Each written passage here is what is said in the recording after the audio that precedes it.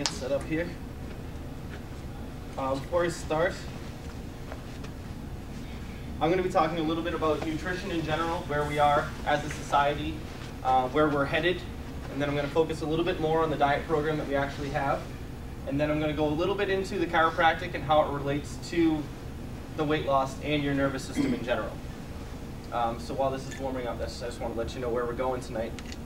I'm sure now that I told you we're talking about nutrition and where we are, you're all freaking out, being like, oh great, he's going to tell us all about how awful we eat and how terrible this is going to be. And to be completely honest with you, yeah, it's going to start like that. I won't lie. We're going to go through a little bit of that. But what I'm trying to do tonight is present to you information in a different way, a way that you may not have heard it before, and a way that you can very well comprehend. That's the goal, my goal for tonight.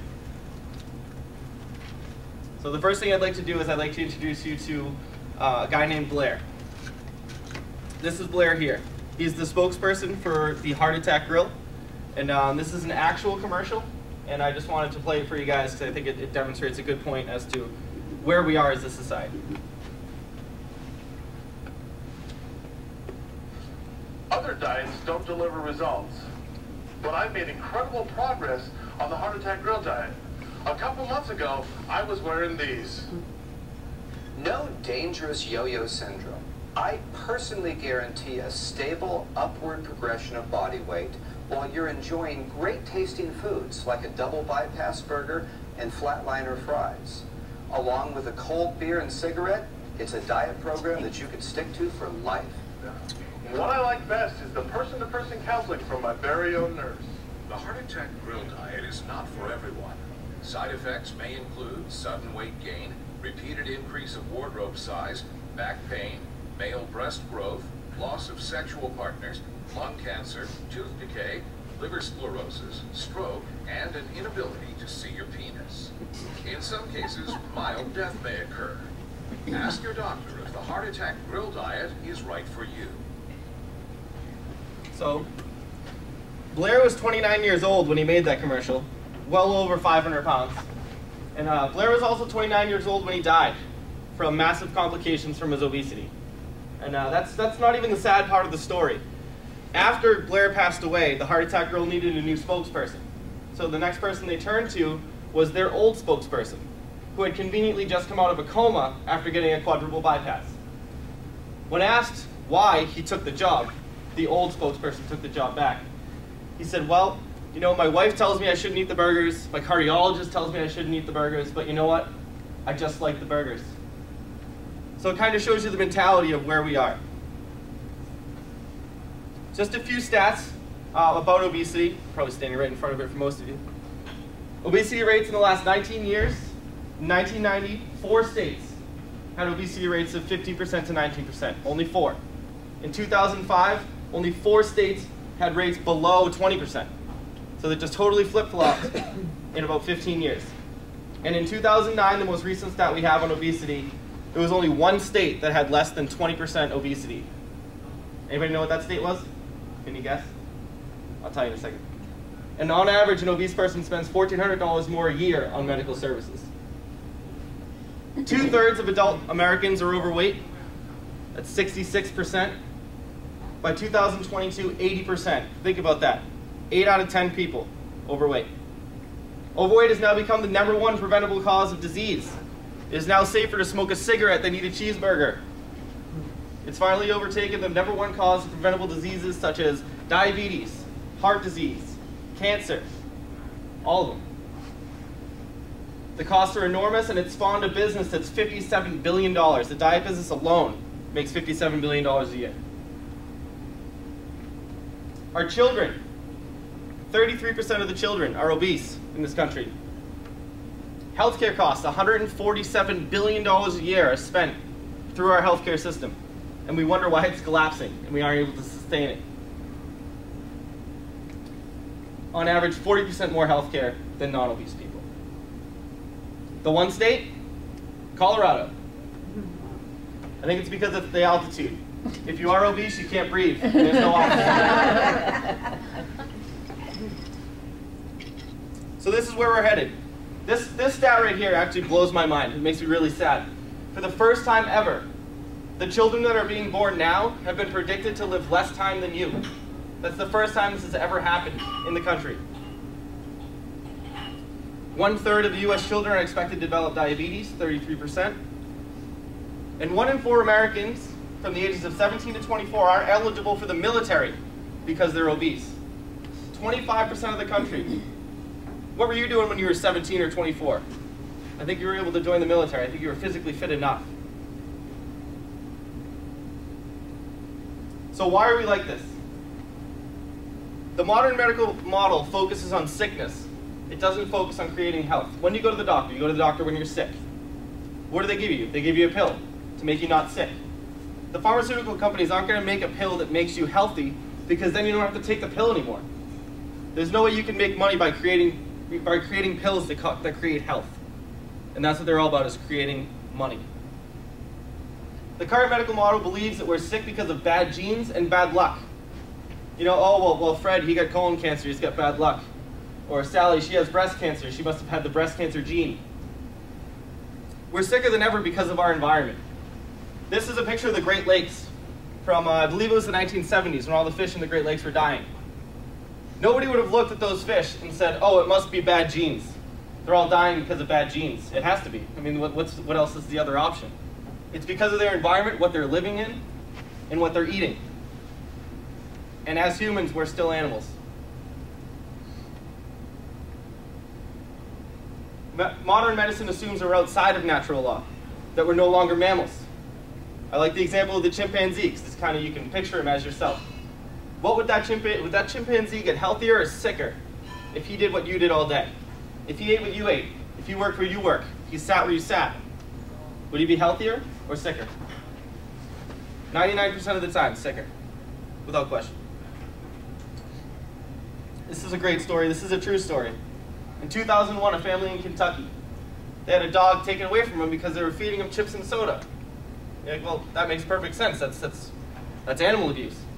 Great, we got the bad guys. The sad part is, they left 2 children behind. They're feeding the kids the same thing they're feeding the dog. Why is it okay? So this is a little bit of the stats behind weight loss. If you take 2,000 calories in and you have 2,000 calories out, what's going to happen to your weight?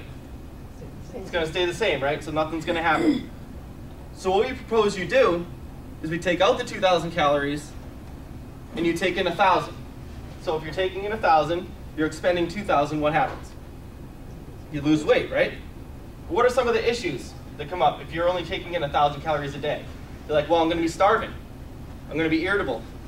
I'm going to be malnourished. The way that it works is your body is great at storing energy, and it stores it in 2 different spots. It stores it in your liver as glycogen, or sugar, and it also stores it in your fat. So when we decrease your calories to 1,000, you're getting the extra calories from those 2 sources.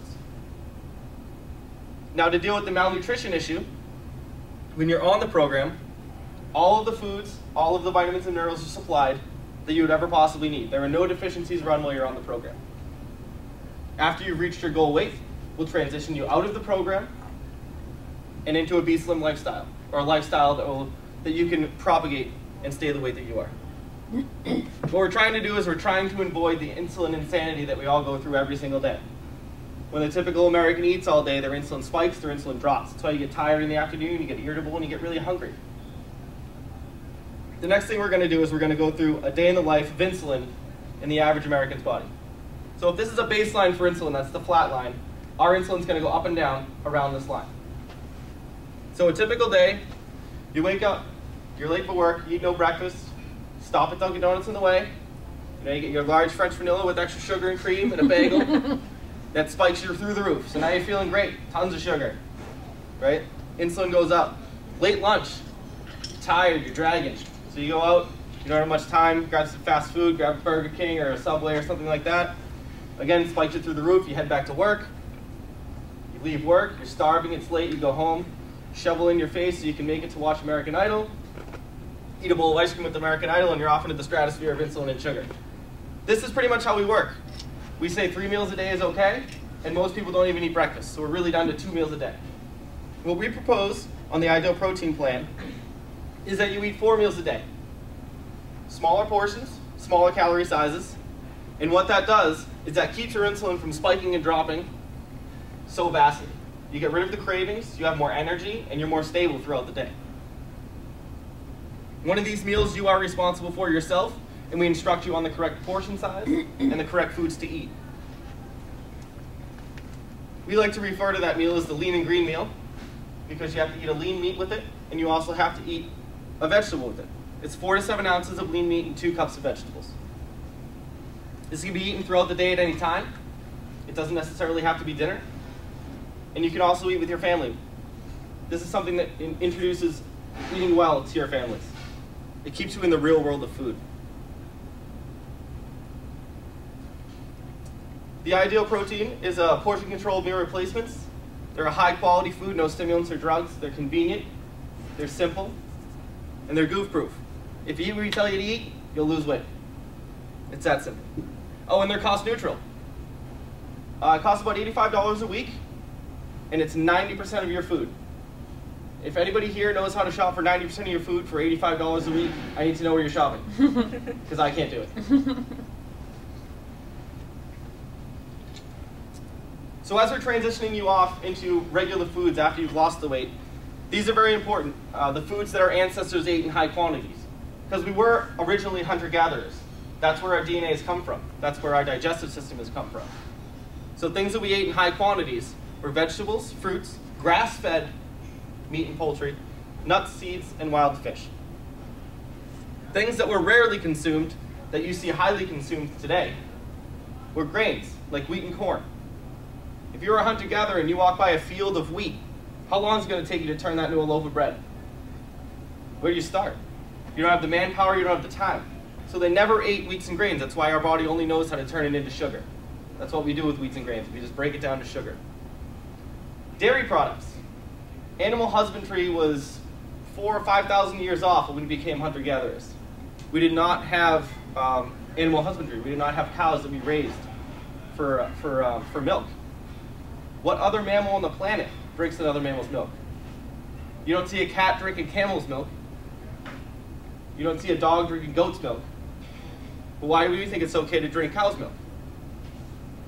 The best milk you could probably drink is actually human breast milk. But if I offered you any of the glass of that, you'd think it was disgusting. But why cow's milk? It's totally different. It's a foreign protein that your body's not used to.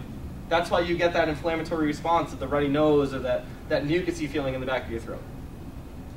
Processed sugars, we all know, the white sugars, the high fructose corn syrups, that's been recently popularized in the news, so we all know that those are things that we rarely consumed. Grain-fed meats, this might be surprising to some of you. The way that they beef up their stock, no pun intended, in the cows is that they feed them grain and they feed them corn because they sell them by pound, so it makes them fatter. But cows never ate grain and they never ate corn. So what it does is it increases the inflammatory response in their bodies, and you get all those hormones in your meat. It also fills them with saturated fat, which you would not get with a grass-fed, free-range beef.